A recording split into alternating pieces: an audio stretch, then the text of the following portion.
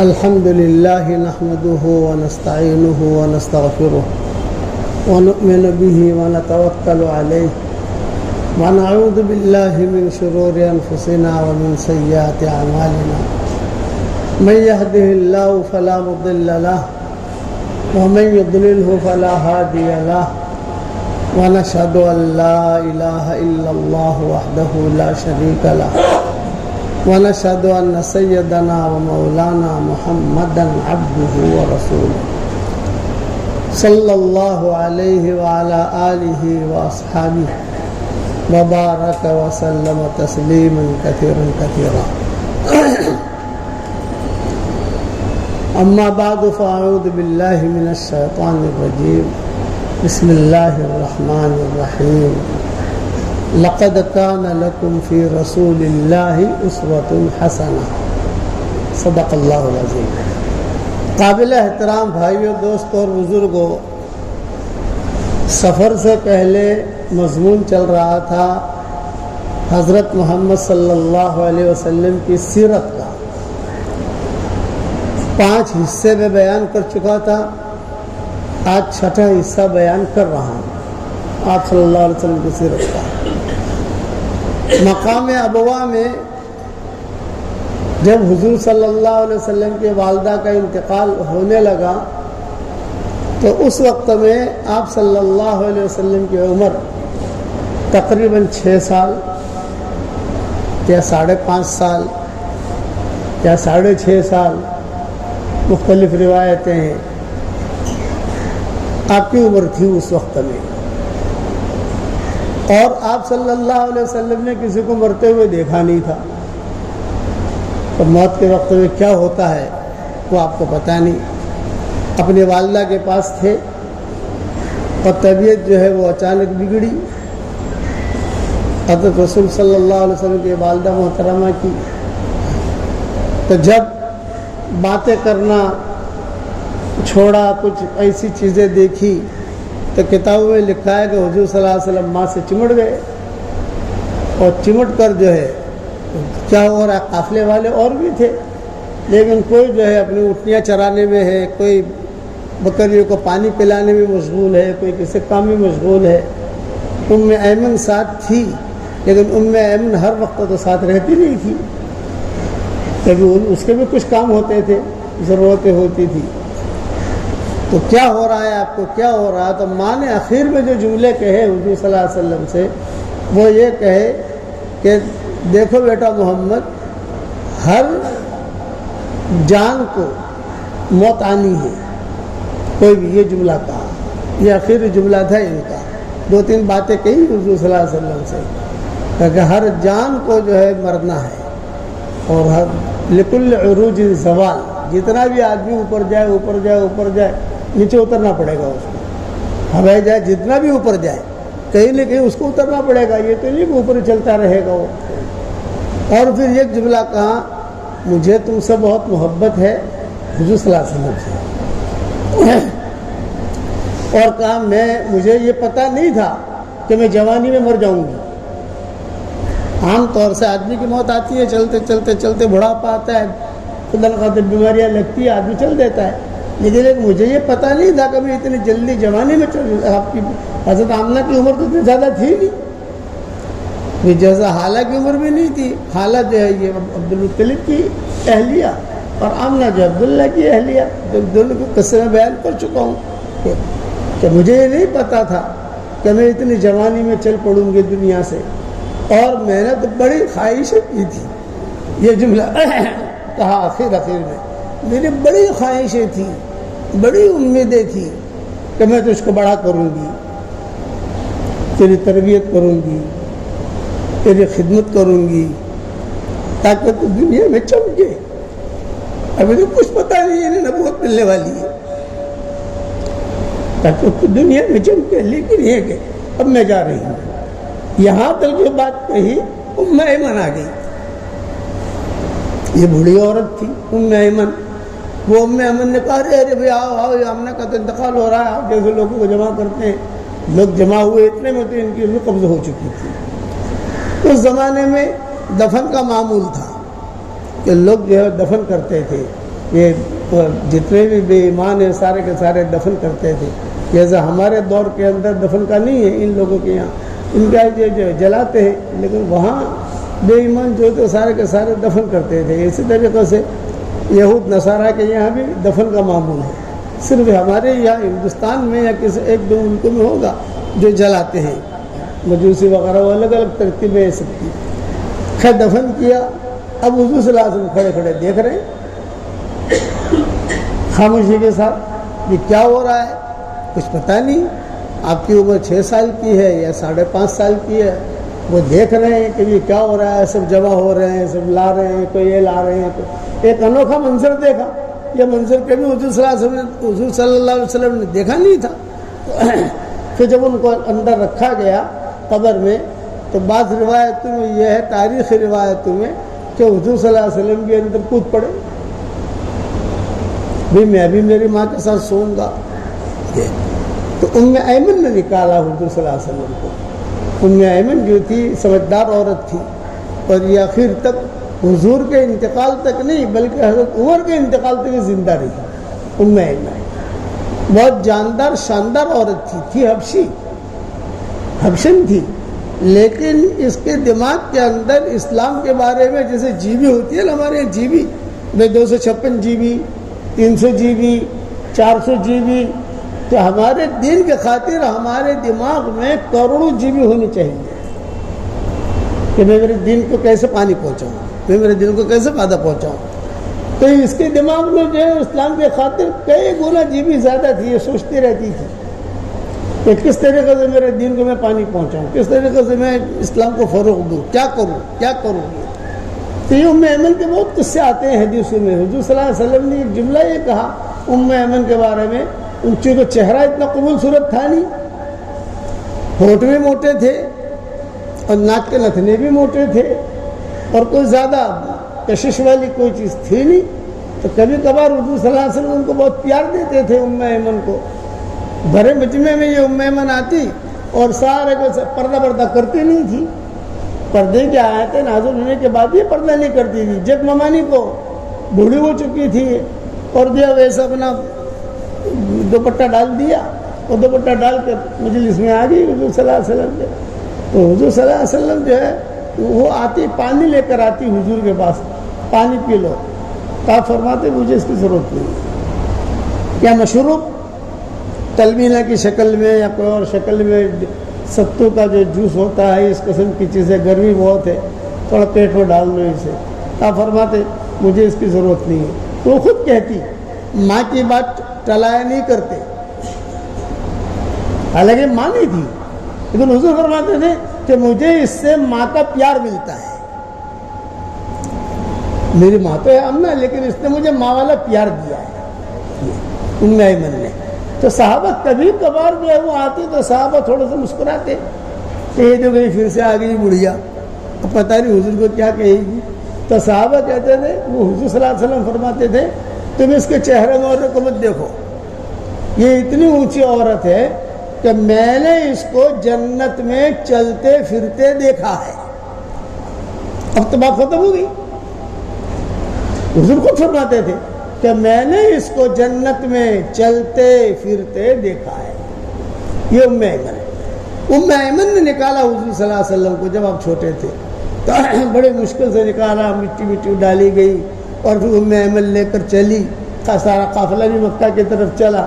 مکہ والوں کو عبد المطلب کو ایک بھنک پڑ گئی تھی کہ قافلہ مدینہ سے آ رہا ہے. اس زمانے میں واٹس ایپ تھے نہیں, اس زمانے میں فون تھے نہیں, لیکن یہ جو قافلے خبر دیتے تھے, جو قافلے گزرتے آتے جاتے, یہ اونٹ چرانے والے, بکریاں چرانے والے, وہ جنگلوں میں کہتے ارے بھی یہ کون جا رہا ہے, وہ جا رہا ہے. تو وہاں جا کر کہتے بھائی تمہارا پوتا آ رہا ہے محمد, آپ کی بیٹی آ رہی ہے, ہم نے دیکھا ان کو.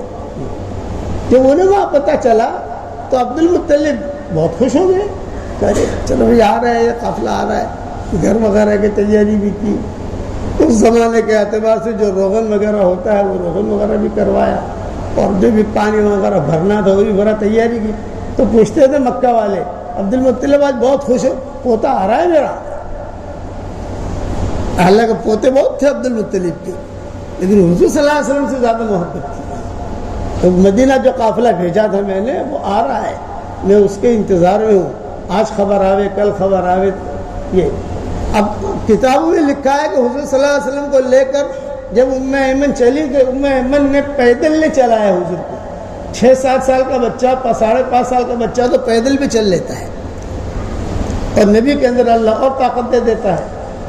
لیکن آپ نے جو ایمن نے پیدل نہیں چلنے دیا، بلکہ ایمن نے حضور کو اٹھا لیا، اور حضور صلی اللہ علیہ وسلم کو اٹھا کر جو ہے وہ جب روانہ ہوئی تو حضور مڑ مڑ کر ماں کی قبر کو دیکھتے تھے، مڑ مڑ کر. اور ایمن جو ہے وہ چہرہ بھی پھیرتی تھی، بھائی تم زیادہ مت دیکھو تم. لیکن جب تک وہ قبر اوجھل نہیں ہوئی تب تک حضور صلی اللہ علیہ وسلم کوشش کر کے کبھی داہنی طرف سے کبھی بائیں طرف سے، کبھی داہنی طرف سے، اما من الیمین و اما من الشمال، اما من الیمین و اما من الشمال. کبھی داہنی طرف سے چہرہ دیکھتے، کبھی بائیں طرف سے چہرہ، وہ قبر دیکھتے ماں کی. یہاں تک کہ آگے روانہ ہوئے، جب قبر اوجھل ہو گئی، رات بھی گزر گئی، لیکن گاہے گاہے مکہ مکرمہ پہنچنے تک یاد کرتے رہے حضور صلی اللہ علیہ وسلم. انہیں کے ساتھ سونا تھا. ایمن نے جو سارے قافلہ والوں نے مشورہ کیا کہ ابھی بچے کو کس کے حوالے کریں. مکہ جا کر تو عبد المطلب ہے، وہاں ابو طالب بھی ہے، وہاں سارے چچا ہیں چچیاں ہیں، سب ہیں وہاں جا کر. لیکن ابھی یہ جو ہمارا راستہ ہے مکہ مکرمہ پہنچنے تک کا 7 دن کا 8 دن کا، تو بچے کا خیال کون کرے؟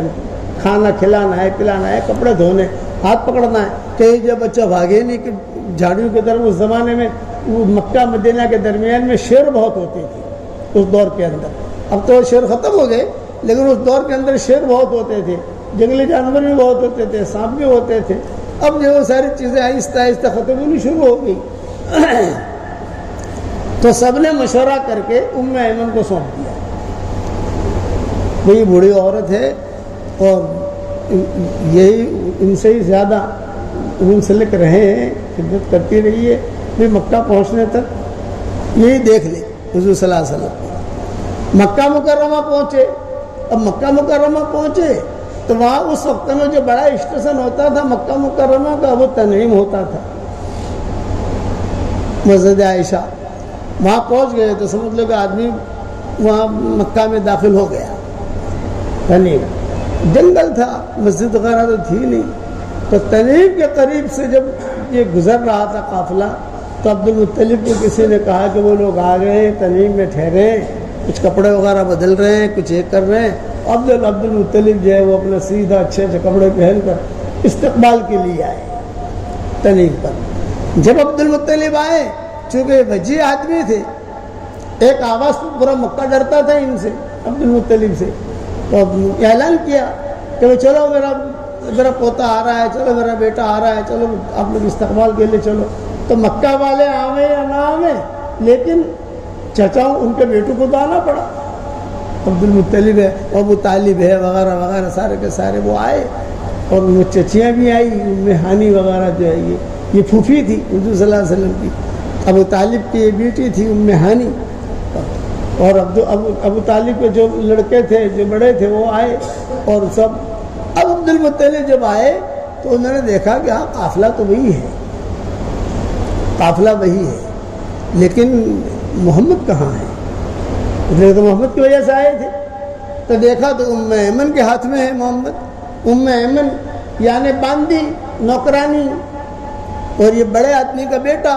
تو عبد المطلب جو ہے بہت ناراض ہوئے. یہ کہا کہ بھی تم نے کیوں اٹھایا محمد کو؟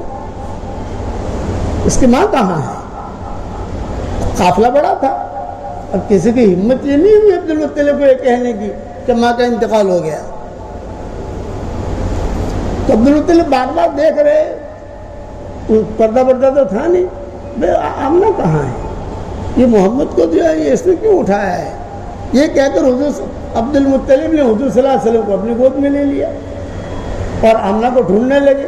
اب حضور صلی اللہ علیہ وسلم کی زبان سے تو نکلا نہیں میری ماں مر گئی ہے. اب یہ پھر ابو سفیان ساتھ تھے بعض کتابوں میں، انہوں نے کہا کہ ایسا ہوا، آمنہ کا انتقال ہو گیا مقام ابوا میں اور ہم نے ان کو وہاں دفن کیا. اس پر عبد المطلب کو بہت جھٹکا لگا. اور فوراً حضور صلی اللہ علیہ وسلم کو اپنے سینے سے لگایا عبد المطلب نے اور کہا یہ بچہ میرا بچہ ایسا ہے کہ اس کا باپ بھی چلا گیا، باپ کا پیار بھی نہیں دیکھ سکا اور ماں کا پیار بھی نہیں دیکھ سکا، اور اپنے سینے سے لگایا، سینے سے لگا کر اب جب وہ گھر جس کو سجایا تھا عبد المطلب نے حضور صلی اللہ علیہ وسلم کے لیے سجایا تھا اور حضور صلی اللہ علیہ وسلم کے والدہ کے لیے سجایا تھا، کھجوریں رکھ دی تھی، کچھ پنیر کے ٹکڑے رکھ دیے تھے اور کچھ پانی زمزم ہوتا تھا وہاں، وہ زمزم کا پانی رکھ دیا، یہ رکھ دیا، ایک بستر بچھا لگا لیا، حضرت آمنہ کے لیے ایک بستر لگا لیا، حضور صلی اللہ علیہ وسلم کے لیے چھوٹا، میں دونوں یہاں سوئیں گے وغیرہ وغیرہ، اور کھانے وغیرہ کے جو پکانے کی جو چیزیں ہوتی تھی اس دور کے اندر وہاں گوشت کا زیادہ رواج تھا، کچھ گوشت کے ٹکڑے رکھ دیے، کھانا پکانا ہوگا تو آتے ہی اپنا کام چولہا جلے گا، کام شروع کرے گی اپنا جو ہے وہ، یہ سارا کا سارا ان کا خواب جو ہے یہ ختم ہو گیا عبد المطلب کا۔ گھر پر آئے، مکہ مکرمہ میں آئے، مکہ مکرمہ میں آ کر بہت ان کے پاؤں وزنی ہو گئے عبد المطلب کے پاؤں، یعنی پاؤں وزنی ہونے کا مطلب یہ کہ ایسا بوجھ تھا کہ چل نہیں سکتے تھے، اور بوجھ کیا رہے، شوہر بھی مر گیا، بیوی مر گئی، باپ بھی مر گیا، ماں بھی مر گئی، اس کی عمر کیا ہے، اور اس کے علاوہ کوئی بھائی بھی نہیں ہے اس کا، بڑے مشکل سے انہوں نے اس کو پروان چڑھایا، اب اس کو کون دیکھے گا، کیا کرے گا، یہ سارے افکار ذہن میں آ رہے تھے، لیکن اللہ کہتے ہیں واللہ غالب علی امرہ ولکن اکثر الناس لا یعلمون، اللہ اپنے معاملے پر غالب ہے، وہ جو چاہتا ہے وہ کرتا ہے، لوگوں کو پتہ نہیں ہے کہ کیا کرنا ہے، وہ تو اللہ جانتا ہے۔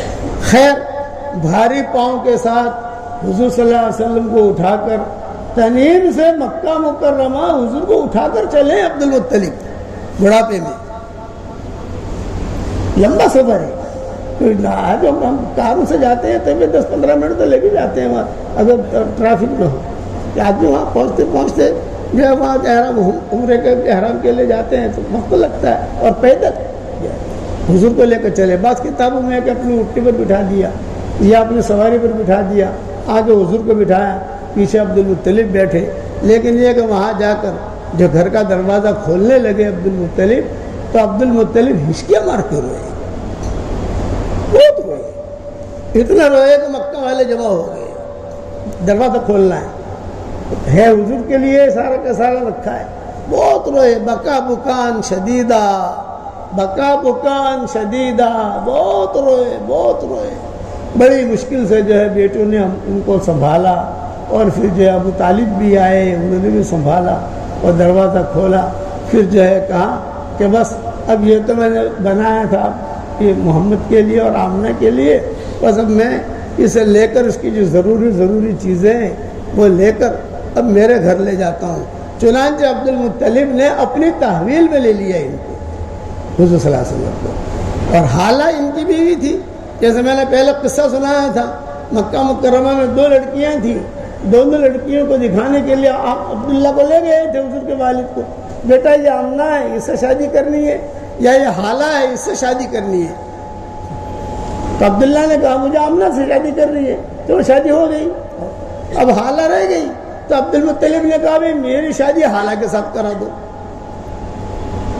تو باپ اور بیٹے دونوں کی شادی ایک ساتھ ہوئی، تو عبد المطلب کی شادی حالہ کے ساتھ ہوئی، اب عبداللہ کی شادی حضرت عبداللہ کی شادی آمنہ کے ساتھ ہوئی، یہاں حضور صلی اللہ علیہ وسلم پیدا ہوئے اور بعد حمزہ پیدا ہوئے، حالہ کے پیڑ سے حمزہ پیدا ہوئے، چنانچہ یہ حضور صلی اللہ علیہ وسلم کو لے کر سیدھے عبد المطلب اپنے گھر پر آئے، اور اپنے گھر پر آ کر کہا کہ بس یہ بچہ ہے، اب اس کی ماں تو ہے نہیں، اب اس کی ماں ہی تم ہو، اس کے باپ بھی تم ہو، جو بھی ہے تم ہو، بھی اس کو سنبھالو، اس کی پرورش کرو، اس کی یہ حضور صلی اللہ علیہ وسلم نے وہاں کھیلنا کودنا شروع کیا، وہی رہنا شروع کیا، روزانہ عبد المطلب کی ایک مجلس لگتی تھی حرم شریف میں، کعبے کے قریب جہاں آج کل ملتزم ہے، وہاں ان کی بیٹھک لگتی تھی، بیٹھک عبد المطلب کی، اور بیٹھک ایسی ہوتی تھی کہ دنیا بھر سے جتنے بھی عمرے والے آتے یا حج والے آتے، مکہ کی زیارت کے لیے آتے، وہ سب ملنے کے لیے عبد المطلب کے پاس آتے،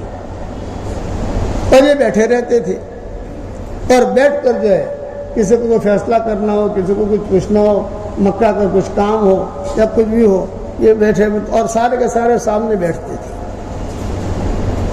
یہ آپ کی بیٹھک عبد المطلب کی ایسی تھی کہ کسی کو پاؤں رکھنے کی اجازت نہیں تھی، بادشاہ شمار ہوتے تھے، لیکن حضور صلی اللہ علیہ وسلم کھیلتے کودتے حرم میں، کھیلتے کودتے، وہ جو ہے عبد المطلب نے ابھی آئے نہیں ہے، عبد المطلب کی بیٹھک پر آ کر بیٹھ جاتے کھیلتے کودتے۔ تو چچا سب منع کرتے، محمد بیٹھو، دادا آئیں گے، بھی محمد بیٹھو، دادا آئیں گے، بیٹھے رہتے اور اپنا کچھ نہ کچھ کام کرتے رہتے، کچھ کھیلتے رہتے، کبھی یہاں کھڑے ہو گئے، کبھی بھاگے، یہ کرتے۔ چچا سب منع کرتے، مکہ والے منع کرتے، لیکن حضور صلی اللہ علیہ وسلم مانتے نہیں، جہاں وہ خالی ہوتا تھا فوراً وہیں جا کے بیٹھتے۔ ایک مرتبہ عبد المطلب نے دیکھ لیا کہ محمد یہاں بیٹھتا ہے میری جگہ اور میرے بیٹے منع کرتے ہیں، یعنی ان کو بھنک پڑ گئی یا نظر پڑ گئی کسی کو۔ تو عبد المطلب نے جو ہے بیٹھتے ہی کہا محمد کہاں ہے، محمد کہاں ہے؟ تو آپ دوڑے آ گئے، اتنا پیار دیا تھا، دوڑے آ گئے، گود میں بٹھایا۔ اور پھر عبد المطلب نے کہا مجھے اندازہ یہ لگا کہ میری بیٹھک پر تم جو ہے محمد کو بیٹھنے سے منع کرتے ہو، اب میرا فیصلہ سننا، اس بیٹھک پر کسی کو تم میں سے کسی کو بیٹھنے کی اجازت نہیں ہے، محمد چاہے جتنی دیر بیٹھو اس کو اجازت ہے، اس لیے کہ یہ بیٹھک میری نہیں ہے، یہ بیٹھک محمد کی ہے، میں اس کی بیٹھک پر بیٹھا ہوں۔ یہ جملہ عبد المطلب نے کہا کہ یہ بیٹھک جو ہے یہ مسند میری نہیں ہے، یہ محمد کی ہے اور میں اس کی بیٹھک پر بیٹھا ہوں، یہ اس کی جگہ ہے۔ یہ جملہ ان کی زبان سے من جانب اللہ نکلا، حالانکہ ابھی تو آپ کی عمر 6-7 سال کی ہے، ابھی تو نبوت کب ملے گی، کتنے حالات آئیں گے، کیا ہوگا، تب جا کر نبوت ملے گی حضور صلی اللہ علیہ وسلم کو۔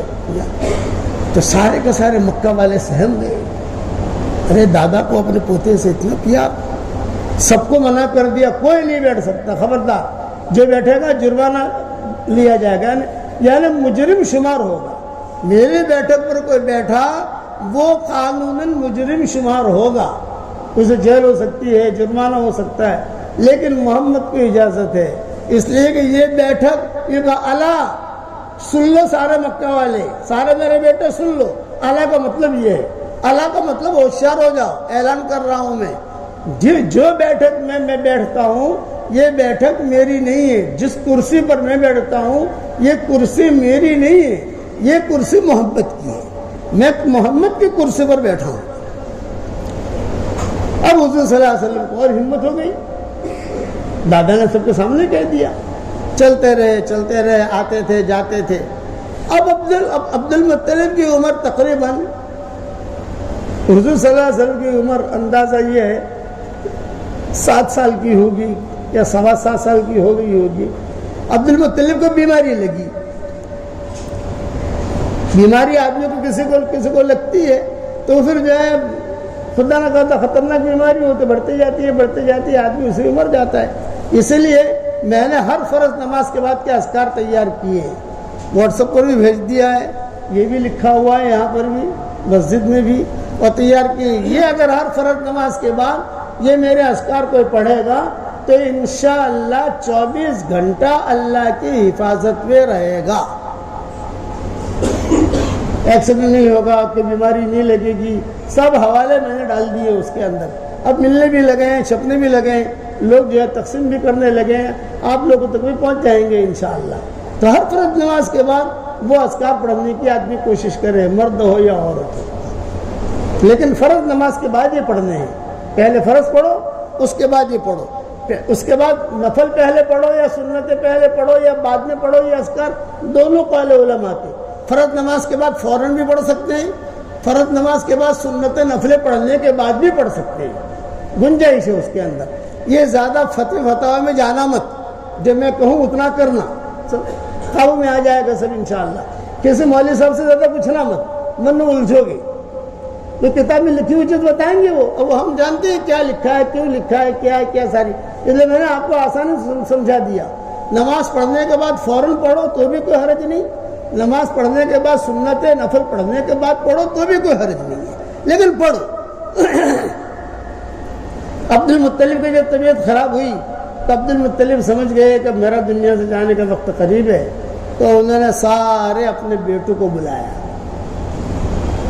پرائیویٹ مشورہ کرنے کے لیے، اور پرائیویٹ مشورہ کرنے کے لیے اپنے بیٹوں کو بھی بلایا اور اپنی بیٹیوں کو بھی بلایا جو ان کی بیٹیاں تھیں، اور اپنی بیوی کو بھی بلایا جو ان کی بیویاں تھیں اس وقت میں، گھر والے مطلب کے سب کو بلا کر جو ہے عبد المطلب نے یہ کہا کہ دیکھو بند کمرے میں تمہیں میں جمع کر رہا ہوں، اب میرا دنیا سے جانے کا وقت قریب ہے، تو بیماری ایسی لگی ہے، کچھ خواب بھی میں نے ایسے دیکھے ہیں کہ میرا جانے کا وقت ہے، تو تم جو ہے اس سے ایک مشورے کے لیے بلایا ہے کہ میرے دنیا سے جانے کے بعد یہ محمد کی ذمہ داری کون لیتا ہے؟ یہ میں تو چلا جاؤں گا، اب تک تو میں نے سب سنبھال لیا، لیکن یہ تو سب چچاؤں نے کہا ہم لیں گے، ہم کریں گے، سب نے ہاتھ اوپر کی۔ عبد المطلب نے کہا ہاتھ غلط، سب کہتے ہیں ہم کریں گے، یہ غلط ہے۔